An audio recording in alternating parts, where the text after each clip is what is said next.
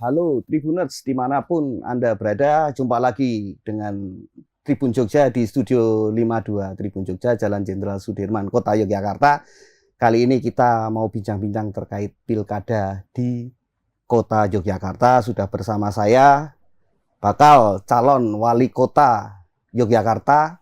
Orang-orang bilang the next Heri Sudianto, begitu katanya. Sudah bersama saya ada pengusaha, Wakil Ketua Kadin, fokus juga di bidang olahraga, dan fokus di khususnya UMKM, Bapak Wawan Harmawan. Apa kabar? Selamat pagi Pak, kita salaman dulu. Sehat Pak? Alhamdulillah. Selamat datang di Tribun Jogja. Pak, pengusaha, Bapak UMKM, dikenal orang sebagai Bapak UMKM, sekarang merambah ke dunia politik gitu ya. Tentu sesuatu hal yang berbeda dari pengusaha kemudian ke politik. Sebelum nanti kita ngobrol-ngobrol ke kisah-kisah jenengan bagaimana merintis usaha dan lain-lain, gimana Pak ini awal mula jenengan kemudian saya mau ke politik gitu. Dan perjalanan untuk menuju ke sana barangkali ada mendapatkan sesuatu ketika istiqoroh atau apa gitu. Nggih, matur nuwun Mas. Jadi nek Bapak UKM ketuaan Mas ya. Mas UMKM. Mas UKM ya. Iya.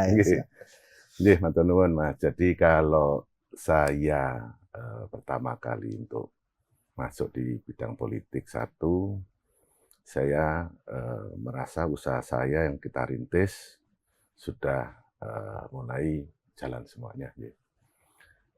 Kemudian saya melihat satu keterpanggilan untuk membesarkan Jogja, karena di Jogja di sini 90% lebih itu adalah UMKM. Ya, sebetulnya kalau digarap lebih intensif itu sangat menjadi satu kekuatan untuk kota Jogja. Jadi banyak sekali potensi-potensi yang ada di kota Jogja, baik itu dari seni, budaya, kemudian juga kerajinan, dunia fashion, semua di industri kreatif. Yang masuk di dunia kreatif itu sangat memungkinkan untuk bisa dikembangkan. Nah ini butuh sentuhan-sentuhan dari pelaku usahanya, Mas. Ya.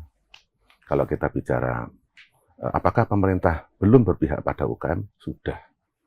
Tapi ya, belum optimal. Karena kacamata menjalankannya masih posisinya hanya melakukan suatu, ini anggaran untuk seperti ini. Nah, sedangkan kalau kami kacamata dari pengusaha, harusnya kalau ditotol lebih intensif. Lebih digerakkan sesuai dengan kebutuhan UKM-nya. Nah, itu yang ngerti mungkin kacamata pengusahanya, Mas. Iya. Nah, kebetulan saya bisa ngomong seperti ini, karena juga saya mulai dari mikro, Mas. Mikro. Itu saya kecil saya. Iya. Apa Pak kalau kita kemudian mau ngomongin soal ini tadi, perjalanan Pak Wawan Harmawan ini memulai menjadi kemudian pengusaha besar dan sekarang mau terjun di dunia politik untuk memperbaiki khususnya UMKM ya di Kota Yogyakarta. Monggo Pak kalau misalkan. Jadi kalau saya sendiri adalah seorang pemimpin adalah yang mau melayani ya. Pertama. Mau melayani, kemudian kalau kita bicara mulai saya usaha, saya jadi pengusaha karena kepepet, Mas. Saya kepepet sukses ya, Pak. Betul. Saya 98 ini jadi kisah nyatanya adalah saya mulai usaha itu 98 karena korban Krismon. Malahan ya mendapatkan. Dan saya posisinya adalah orang yang posisi karyawan yang tidak dipakai di 98. Jadi korban 98. Ya, berarti dulunya jenengan itu karyawan? Karyawan. Ya. Saya dulu di perbankan. Ya. Kemudian saya ikut di Jakarta ya. Kemudian saya menjadi karyawan di perusahaan multinasional di Jakarta. Kemudian 98 kita kondisi tidak baik-baik saja pada saat itu ekonomi Indonesia. 99 saya bikin usaha kecil, Mas. Apa itu, Pak? Kerajinan di Jogja. Jadi saya bikin kerajinan, benar-benar kecil jadi mikro, jadi pada saat itu saya cuma bikin. Modalnya gimana Pak? Itu modal madul yang namanya mikro itu kan modal madul ya. Nah ini penting nanti buat orang yang mau pengen dalam kondisi mengalami serupa kan bisa menginspirasi. Ya, jadi zaman kita dulu belum sehebat sekarang pemerintah support pemerintah, baik itu Danaku atau bagaimana, itu belum terlalu banyak ya. Kalau kita untuk usaha saya mulai dengan biasa dana pinjaman teman-teman gitu. Pinjam sana sini ya, gitu. Ya, pinjam teman-teman, support dari teman-teman. Alhamdulillah kebetulan teman saya banyak. Itu mulai usaha, yang penting itu adalah usaha. Untuk memulai usaha itu adalah tekad kuat untuk sukses, Mas. Nah, saya mulai kerajinan itu bikin sarung bantal, Mas. Sarung bantal dari tenun, kita bikin jahitkan di Klaten. Bagaimana Pak Wawan melihat peluang itu, kemudian milih sarung bantal? Pada saat itu posisi saya, kebetulan kan saya tinggal di Jakarta. Ada banyak orang jualan kalau di mall, di pameran-pameran itu ada satu produk yang cukup menarik. Peluang bisnis ya. Ya. Nah gitu, batik sudah cukup banyak pada saat itu. Nah tenun pada saat itu belum terlalu dieksplor. Saya ngambil tenun dari wedi, Klaten itu saya coba kembangin. Terus kemudian saya kombinasi juga bikin dari gerabah kasongan. Itu kombinasi juga dengan anyaman-anyaman khas Jogja. Itu alhamdulillah saya suksesnya karena Inacraft pertama kali. Inacraft yang pertama kali diadakan itu tahun 99 di Bidakara. Hotel Bidakara. Ya, Jakarta, itu masih pertama. Kalau sekarang kan udah di JCC ya. Jakarta Convention Center. Kalau dulu saya masih di Bidakara pertama. Itu saya dapat buyer. Dari luar? Ya, dari luar. Sehingga saya bisa berkembang sangat cepat. Di situ. Walaupun kembali lagi, saya tidak punya capital lagi. Layak, kalau istilahnya orang perbankan bilang, repayment capacity saya layak. Tapi modal nggak ada. Habis. Agunan randu ya Mas. Oh agunan nggak punya. Agunan nggak punya. Sehingga posisinya adalah bank tidak akan bisa memberikan. Solusinya Pak? Solusinya pada saat itu saya pakai teman-teman lagi. Mungkin bolone masih. Oke, saya teman-teman saya Mas Papan itu banyak gitu ya. Jadi saya coba dibantu teman. Kemudian dari situ saya ikut disupport oleh BUMN. Jadi teman-teman BUMN itu memungkinkan saya dari pada saat itu binaan begitu. Binaan. Yang sekarang kan banyak UKM binaan itu saya dibina sama Surveyor Indonesia. Itu dapat kemudian untuk support exportednya dananya juga dari situ. Dari situ ya. Itu saya cukup kenceng Mas. Terus sampai 2003 saya ikut dalam kepengurusan ASEPHI, Asosiasi Eksportir dan Produsen Handicraft Indonesia. Pada saat itu ketuanya Mbak Indah gitu ya. Saya ikut dalam kepengurusan di situ. Itu tiap tahun alhamdulillah Mas. Baru tahun 2004 saya lagi untuk dipercaya bank Mas. Sebentar Pak Wawan. Tadi kan dapat buyer. Buyer pertama dari mana? Langsung IKEA saya Mas. Oh IKEA, dahsyat ya. Dahsyat. Ya. Terus kemudian kan berkembang nih. Kemudian nggak cuma satu buyer kemudian. Ya, jadi saya kebetulan buyer saya itu dua yang paling utama itu IKEA sama H&M. Yang mungkin kalau sekarang lagi banyak eksis saya sudah dapat di tahun 99 itu Mas. Luar semua masih luar semuanya. Cukup sangat besar orderannya. Bahkan dibilang saya single buyer ya. Itu yang potensi kewalahan berarti. Satu kewalahan sebetulnya, kedua cukup berbahaya juga kalau kita ngomong pengusaha tergantung dalam satu buyer kan tidak cukup bagus ya. Itu tapi ya kita pada saat itu bisanya baru itu. Nah, karena kapasitas orderannya besar, disitulah saya mulai mengenal mengenai commodity development. Konsepnya adalah inti plasma. Konsep saya bikin produknya, kapasitas produksi pabrik saya cuman bisa dibilang cuman 20-30%. 70% dari subkon, Mas. Ya. Itu subkontrak ya. Ya, subkontrak. itu sangat-sangat cepat untuk mengembangkan kapasitas ini.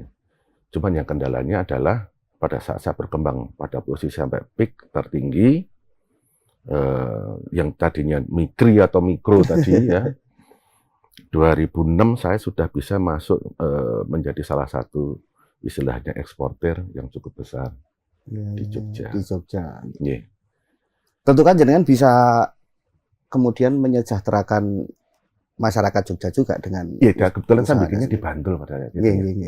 Di Bantul. Melibatkan warga sekitar. Saya di company kita itu ada karyawan di dalam itu sekitar 250. Wah, Satkonnya sekitar 1000-an. Wah, gede. Orang itu tahun sampai 2005, 2006 itu sudah sampai Bantul sekitar sampai ke Klaten itu jadinya satkonnya. Nah, 2006 tiba-tiba dalam 1 menit kolaps. Apa itu, Pak? Gempa bumi. Gempa bumi. Ya, prihatin lagi. Ya, jadi kalau hidup itu roda itu berputar. Jadi makanya kalau kita pengusaha, pada saat kita usaha, teorinya adalah jangan taruh telur dalam satu keranjang. Iya. Nah, kebetulan saya satu keranjang, telurnya saya mau semuanya. Iya. Pada saat gempa, ya telurnya pecah kabeh, Mas. Iya. Itu yang cukup sangat ini 2006. Bangkit lagi kemudian. Bangkitnya itu cukup lama, Mas. Karena kebetulan konsepnya adalah tadi infrastruktur yang kita bina. Infrastrukturnya itu bangun sangat susah, Mas. Sangat susah, saya baru bisa survive itu sekitar 6 tahun. Dalam masa pencarian, lagi survival ya. Istilahnya kalau kondisi mesin itu saya masukin auto survival mode gitu. Jadi cuma sekedar bisa bertahan aja.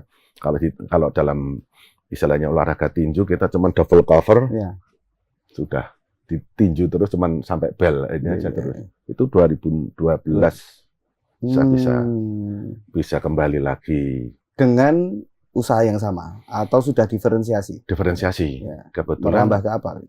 Saya akhirnya kebetulan itu tadi karena kepepet saya jadi istilahnya jadi konsultan, Mas. Oh, oke. Jadi konsultan, kalau tepatnya bukan konsultan tapi pembisik, Mas. Pembisik. Jadi saya belajar dari bagaimana, kebetulan saya bidangnya manajemen. Saya sharing dengan teman-teman. Pengalaman kita susah itu kan justru menjadi kita fighting spiritnya cukup tinggi ya. Itu menjadikan kita bisa, oh aku ini kelemahan ini gini. Oh aku kalau misalnya supaya nggak jatuh saya harus melakukan ini. Jadi sudah bisa preventif dulu. Nah ini yang cukup harus kita ini kan. Jadi 2014 saya mulai bikin startup, Mas. Oh, oke. Perusahaan rintisan ya? Perusahaan rintisan. Beberapa mahasiswa-mahasiswa kita kebetulan yang magang di tempat saya, kita ajarin untuk berani menjadi entrepreneur. Sebetulnya awalnya saya pengen ngelebarin sayap lagi community development tadi, supaya bikin istilahnya konsepnya bukan sekoci. Kalau kapal itu karam, itu nyelamatin kan pakai sekoci. Kalau kami settingnya bukan sekoci tapi bikin speedboat supaya bisa cepat menjadi istilahnya cash crop gitu ya. Jadi untuk mencari dana untuk ini sehingga kita menjadi induknya adalah bisa bangkit lagi. Itu yang kami lakukan 2015 sesuai dengan umur kan, Mas. Berkembang dari 2015 sampai sekarang saya bikin beberapa startup dan saya kebetulan aktif menjadi apa ya istilahnya dosen praktisi di beberapa kampus secara aktif, baik itu di UPN, kebetulan saya alumni UPN, pengembangan startup di sana, kemudian juga dengan teman-teman UGM, teman-teman dari UII, ada Wisma, kemudian juga ada dari UTY, UAD, kemarin juga UMY. Kami juga bagaimana mahasiswa sekarang. Nah, ini ada satu idealisme. Begitu 2015 sampai sekarang itu kita bicara, kebetulan kan saya di Kadin. Di Kadin itu konsepnya kan istilahnya untuk pengembangan bisnis secara inklusif. itu concern pada Indonesia 45. Jadi satu abad Indonesia. Nah, kemudian saya ngajarin sekarang ini adalah mahasiswa-mahasiswa untuk menjadi seorang entrepreneur. Nah, ini yang sampai sekarang saya cukup aktif di situ, Mas. Ya, kemudian 2024 mencoba untuk bergeser di bidang lain, politik. Saya belum mau ke politik dan nanti ada kaitannya dengan keberhasilan Pak Wawan untuk mengembangkan UMKM dengan cerita jatuh bangunnya tentu saja gitu. Sebenarnya siapa sih jenengan Pak Wawan Harmawan itu? Bukan Hermawan, Harmawan ya. Dengan tagline Jogja menyala di mana-mana. Kalau teman-teman melihat baliho Jogja menyala, inilah Pak Wawan Harmawan. Ya. Siapa jenengan Pak? Kok siapa ya? Saya bukan siapa-siapa Mas ya. Yang jelas kami pada posisi pengen melakukan suatu hal yang lebih besar adalah tadi. Kalau tagline-tagline yang ada di Jogja itu saya pelajari. Kayak zamannya Pak Heri Sudianto. Tadi panjenengan nyebut Pak Heri Sudianto ya. Sosok beliau buat saya adalah seorang pemimpin yang bisa jadi satu contoh. Beliau pengusaha. Standar pemimpin itu Heri gitu ya di kota ya? Saya ya, kalau saya melihatnya karena pada waktu saya bicara secara politis, saya pertama kali saya datengin beliau. Ya, nah itu nanti bisa diceritain Pak. Monggo lanjutin dulu. Nah, saya melihat beliau itu adalah benar-benar satu melayani, yang kedua adalah konkretnya ada di lapangan. Pada saat itu di Jogja lampu-lampu terang. Pada waktu pergeseran pasar di dekat shopping center, beliau juga sukses. Pasti juga ya. Pasti ada taman pintar, kemudian juga kampung itu semua jalan ada tamanisasi di kampung. Itu buat saya kok ini konkret ya. Konkret ya. Gitu loh. Nah, kacamata saya adalah kalau saya pengusaha, mungkin kalau di dunia politis baru kan tadi gitu ya. Di politik kan banyak lebih ada persepsi kan. Iya, betul. Kalau kami di pengusaha adalah momentum. Momentum. Bagaimana kita ngambil suatu momentum, oh ini bisa digarap untuk menjadi pengembangan usaha. Oh ini bisa dikembangkan. Nah kalau kita misalnya tadi, Jogja menyala, Jogja itu sudah punya Jogja istimewa. Istimewa banyak hal. Kebetulan juga sebelum saya di dunia politik, 5 tahun terakhir kami cukup eksis di olahraga. Ya, sebelumnya saya di ISI sebelumnya saya ketua ISI, Ikatan Sport Sepeda Indonesia ya. Kemudian Desember kami ganti pengurusan, sekarang menjadi Bendahara Umum KONI DIY. Ya. Itu kita mencoba bagaimana prestasi olahraga di Jogja yang selama ini diberikan kita kalau rating DIY, tolak ukurnya kan perolehan medali, Mas. Ya. Nah, ini bisa naik merangkak. Kalau kita mungkin di sekitar nomor 13 atau 14, kita bisa di atas masuk dalam 10 besar. 10 besar. Ya. Kita punya target di situ. Nah, ini yang punya kita. Dan itu kembali lagi bahwa upaya atau langkah itu mesti jerbasuki mawabeyo, Mas ya. Dasarnya adalah biaya juga ada pengaruh di situ. Kebetulan kami di Pendum, bagaimana kita mengupayakan supaya atlet yang kita bina bisa jalan lebih baik, latihan ditingkatkan, gizi juga ditingkatkan lagi, kemudian pembinaan secara intensif sehingga memang benar akan muncul atlet-atlet yang potensial yang ada di Jogja, bahkan bertaraf, tidak hanya bertaraf nasional, beberapa atlet dari DIY sudah internasional. Itu Kepana, Panjat Tebing, itu sudah. Gitu. Pak Wawan ini paket komplit berarti ya. Pengusaha iya, di bidang olahraga ya. Gitu. Sekarang di politik juga iya. Gitu. Pak Wawan, ini kan kita kemudian tadi ada nama Pak Heri Sudianto. Gitu. Ini secara background kan jenengan sama sebenarnya. Ketika Pak Heri mengawali menjadi kepala daerah di kota, beliau adalah pengusaha yang kemudian menjadi seorang kepala daerah di kota yang menjadi standar kemudian sampai sekarang gitu. Ya itu bukan cuma Pak Wawan mungkin warga juga standar itu Pak Heri.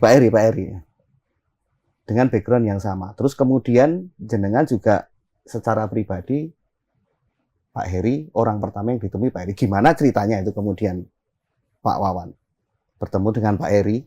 Apa saja yang kemudian menjadi pembahasan tentu nggak cuma soal usaha ya, soal di konteks sebagai pengusaha, tapi juga kemudian ngomongin soal politik.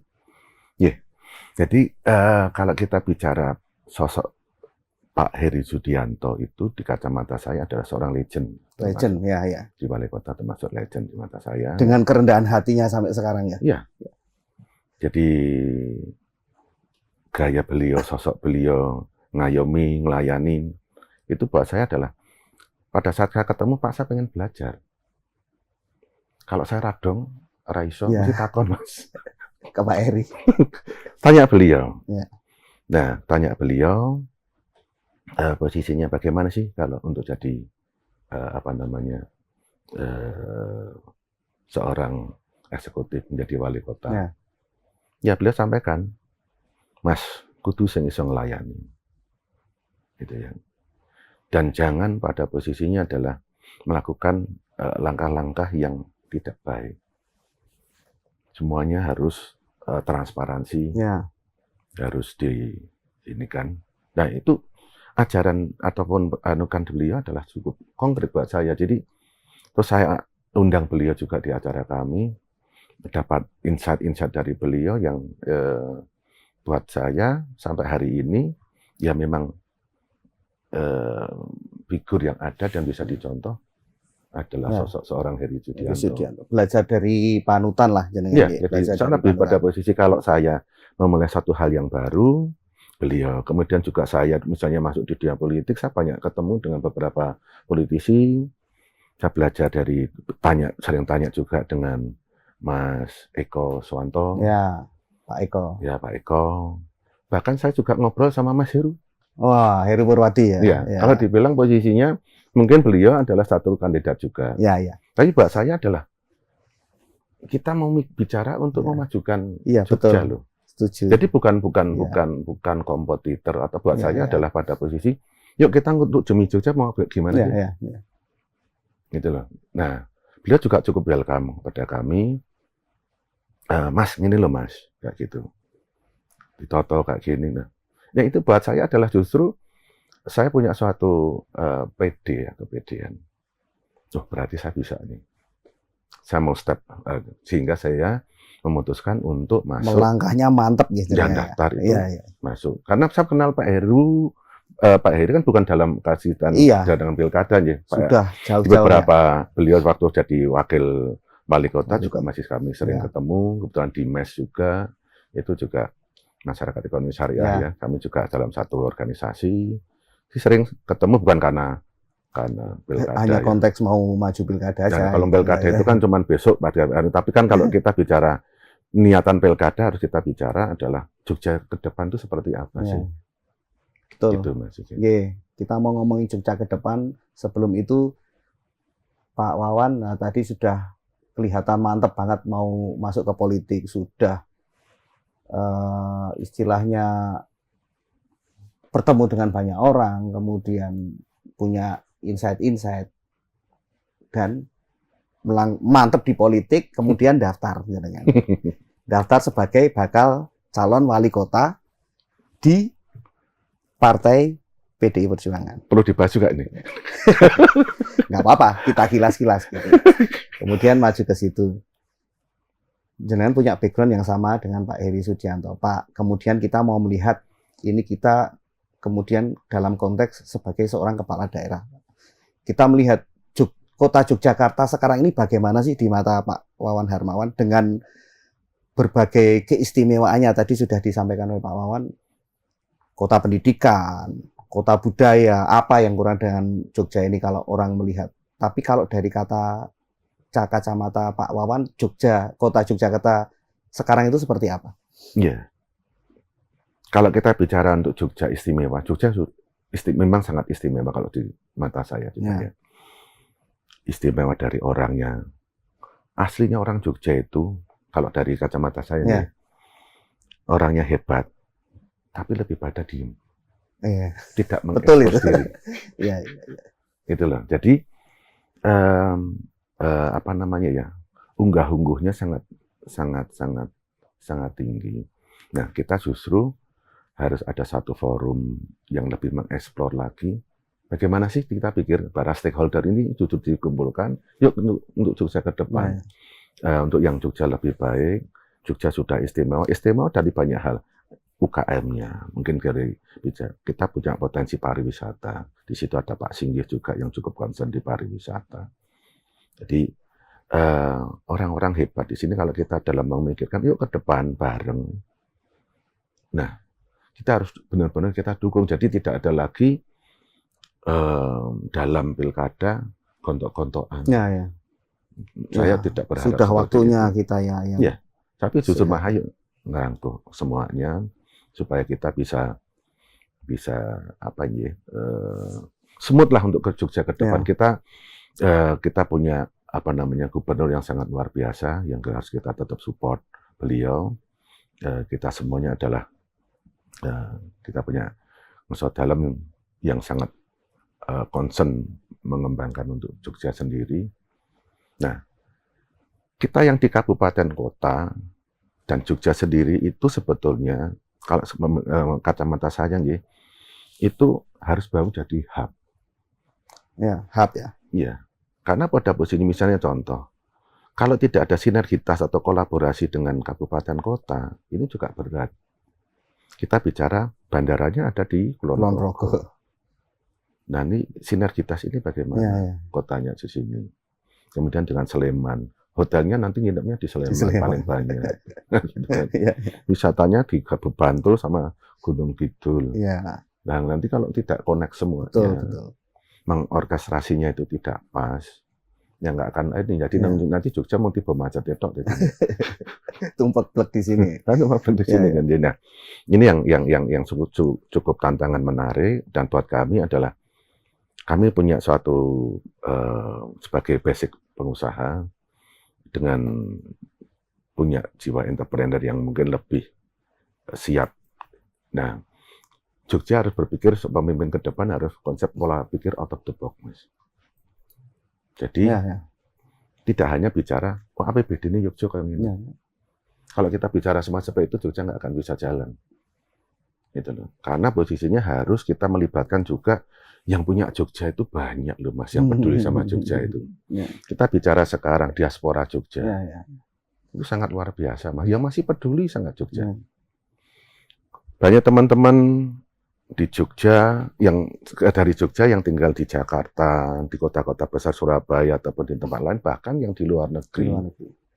Itu masih sangat peduli. Terus bagaimana kemudian Pak Wawan keterlibatan mereka untuk istilahnya dilibatkan lah diaspora Jogja ini untuk kemudian bersama-sama memikirkan demi kota Yogyakarta yang lebih baik. Itu kalau dari sudut pandang Pak Wawan gimana? Kalau kami nanti ke depan misalnya dipercaya untuk menjadi wali kota, itu kami akan bikin Jogja menjadi pusat perdagangannya. Jogja jualannya di sini ya? Iya. Pusat perdagangannya di Jogja. Kenapa? Sumber daya alam, ataupun SDM yang paling banyak di kabupaten. Kayak tadi saya atur, posisi kalau pemerintah cuman support UKM hanya bisa bikin produk, akan masalah baru. Jualnya gimana? Who's the buyer? Sopo sing tuku. Nah, Jogja harus menjadi motor penggerak ekonomi dari segi perdagangannya. Pusat perdagangannya di Jogja. Kita support dari UKM-UKM yang ada semuanya menjadi ini jadi Made in Jogja. Made in Jogja dalam artian bukan cuma hari Jogja kota ya. Tapi karena DIY kan semuanya nyebutnya juga Jogja. Orang datang sudah kadung. Iya, kan sudah kadungnya gitu kan. Nah, Jogja makanya posisinya adalah Jogja harus menjadi sentra ataupun pusat daripada perdagangan. Itu yang harus kita ciptakan itu. Dan UKM di Jogja itu akan menjadi UKM di bidang banyak hal ya. Tadi ada desain, ada di budaya, di kerajinan, fashion maupun yang lain. Itu bisa tidak hanya bisa bikin, tapi laku. Nek basa Jawa ini dolebel tadi. Dolebel. Ya. Bernilai jual. Ya, bernilai jual itu.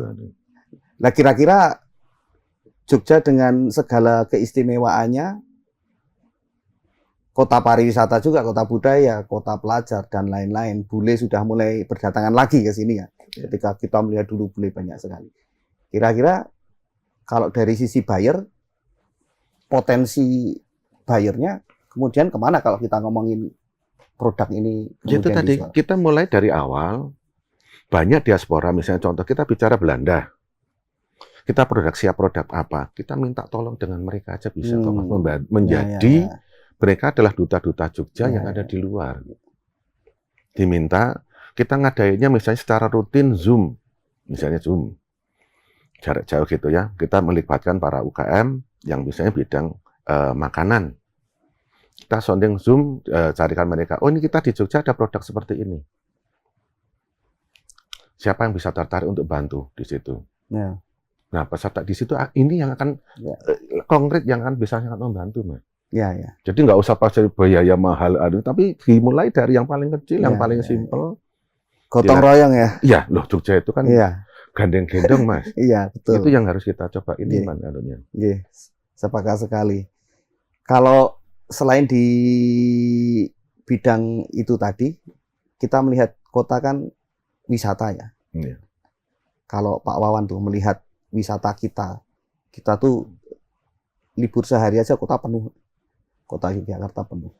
Potensi pariwisata kita dengan segala problematikanya, kalau Pak Wawan melihat seperti apa sekarang? Di Jogja itu sekarang sudah dibilang orang banyak datang ke Jogja. Tapi beberapa teman, kalau kita sering diskusi, yang teman-teman dari Jakarta, dari luar-luar daerah, kalau di Jakarta ditanya ke Jogja itu mesti ngangenin. Iya, setuju saya. Ya, Jogja itu ngangenin. Cuman yang beberapa teman yang sampaikan ke saya adalah ciri khas Jogja sing dia. Budaya Jogja yang belum dimunculkan. Ngangeninnya yang angkringan.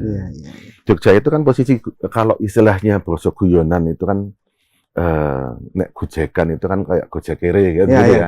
Itu kan yang tidak ada di tempat lain. Pada saat mereka sebagai siapapun, mereka pejabat apapun, pada saat guyon datang di Jogja dengan guyon gojekere tadi, itu kan yang ngangenin di Jogja kan di situ ya. Ini yang tidak muncul dan itu yang ngangenin. Cuman harapan saya bahwa kita yang pengen kita anukan adalah ke depannya itu adalah orang masuk di Jogja itu pengen adalah oh ini khas Jogja. Sama kalau kita datang ke Bali, ini adalah Bali. Nah ini yang harus dimunculkan di Jogja adalah itu. Kita banyak orang pintar kok Mas yang bisa berpikir itu. Cuman bagaimana kita menjawil mereka lebih diaroke. Yuk mikir ke Jogja ben ketok Jogja iki piye.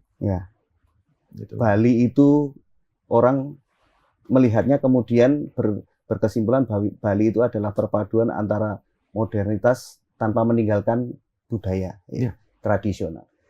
Jogja, saya setuju dengan Pak Wawan. Orang itu kadang, saya ke Jogja, ngapa sih jane wisata ya, saya datang ke situ-situ.